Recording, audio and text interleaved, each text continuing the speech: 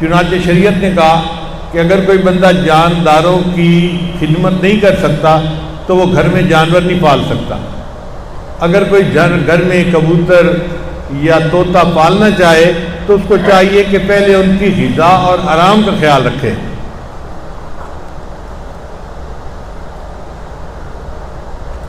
फिर नबी अलैहिस्सलाम ने इरशाद फरमाया कि तुम जानवरों के साथ एहसान का मामला करो। अगर किसी जानवर को ज़िबा भी करना है तो जालिमों की तरह ज़िबा मत करो, बल्कि उसको ज़िबा इस तरह करो कि उसको तकलीफ कम से कम हो। चुनांचे कोई बंदा जानवर को बिठाकर उसके सामने अपनी छुरी को तेज़ करना शुरू कर दे तो शरीयत ने मना कर दिया, ऐसा करना जायज़ नहीं है। एक जानवर के सामने दूसरे जानवर को ज़िबा करना शरीयत ने इसकी भी इजाज़त नहीं दी। भाई जो ज़िबा हो रहा है वो तो चलो ज़िबा हो रहा है अल्लाह के नाम पे, जो देख रहा है वो क्यों इस मंजर को देख रहा है। तुम इस तरह बेहिस मत बनो और जानवरों के साथ ऐसा सलूक मत करो।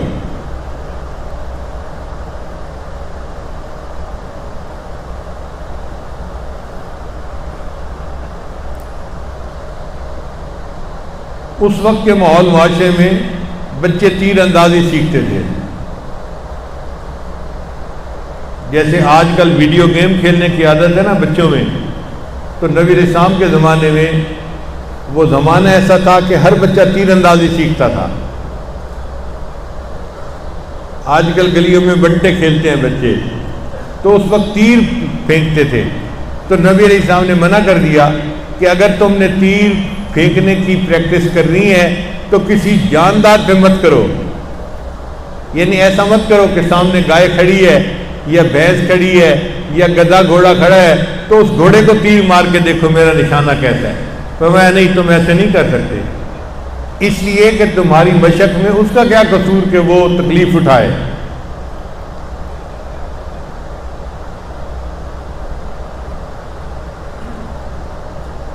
इब्न उमर जाना फरमाते हैं अन्ना नबी सल्लल्लाहु अलैहि वसल्लम लाना मन इत्तखज़ शैअन फीहि रूह गरज़ा, कि नबी अलैहिस्सलाम ने लानत फरमाई उस बंदे पर जो जानवर पर अपने निशाने की प्रैक्टिस करे। तो नबी अलैहिस्सलाम ने सहाबे कराम को ये सबक दिया कि जानदारों के साथ भी हुस्न सलूक करना चाहिए। चुनांचे एक सहाबी नबी अलैहिस्सलाम की खिदमत में हाजिरी के लिए आ रहे थे।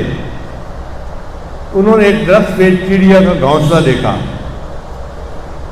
चिड़िया तो दाना चुनने गई हुई थी और उसके बच्चे जो थे बहुत रंग बिरंगे खूबसूरत थे, वो घोंसले के अंदर थे। असी सहाबी ने जब खूबसूरत बच्चों को देखा तो इन्होंने बच्चों को हाथों में पकड़ लिया, उठा लिया और नबी अलैहिस्सलाम की खिदमत में चल पड़े। थोड़ी देर के बाद उनकी माँ भी आ गई, चिड़िया भी आ गई। उसने देखा कि घोंसला खाली है तो वो इधर उधर उड़ी कि मेरे बच्चों को कौन ले गया। तो चिड़िया ने देखा कि इस सहाबी के हाथ में उसके छोटे बच्चे थे, तो वो चिड़िया इसके सर के ऊपर घूमती रही और आवाज़ें निकालती रही। अब ये बंदा उस चिड़िया की आवाज़ को समझ नहीं सका कि ये क्या कहना चाहती है। थोड़ी देर के बाद चिड़िया इसके कंधे पे आके बैठ गई, इसने चिड़िया को भी पकड़ लिया। अब ये बड़ा खुश कि बच्चे भी हैं और चिड़िया भी है और मेरे हाथ में सब रंग बिरंगे परिंदे आ गए। नबी अलैहिस्सलाम की खिदमत में हाजिर हुए और उन्होंने पूरा वाक़या सुनाया। तो नबी अलैहिस्सलाम ने इरशाद फरमाया कि देखो, जब आपने चिड़ियों को बच्चों को उठा लिया और माँ ने वापस आके देखा कि चिड़िया कि मेरे बच्चे घोंसले में नहीं हैं, तो वो बच्चों को तलाश करने के लिए निकली। तुम्हारे हाथ में बच्चे देखे तो वो तुम्हारे सर पे चक्कर लगा रही थी और तुमसे फरियाद कर रही थी, मैं माँ हूँ, मुझे मेरे बच्चों से जुदा मत करो, मुझे मेरे बच्चों से जुदा मत करो। लेकिन तुम उसकी बात को समझे नहीं।